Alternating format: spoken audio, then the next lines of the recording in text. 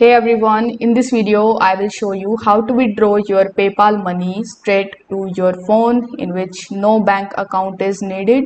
So without further delay, let's get straight into it. So if you don't have a bank account and you want to get your money outside of your bank, you can definitely access your PayPal funds using a few smart options.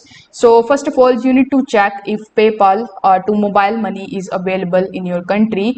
In some of the places like Ghana, Kenya and other Philippines country, you can actually withdraw directly to the services like M-Pesa or Gcash.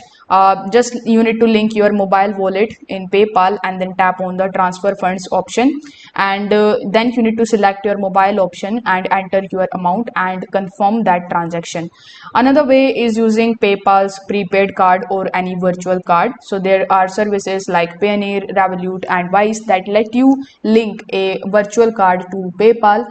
Then you can use that card with the mobile applications like Google Pay and Apple Pay, and then you can send money from PayPal to a trusted friend who has mobile cash out options, and they can send it to your phone number via local applications like Venmo, Cash App or Airtel Money.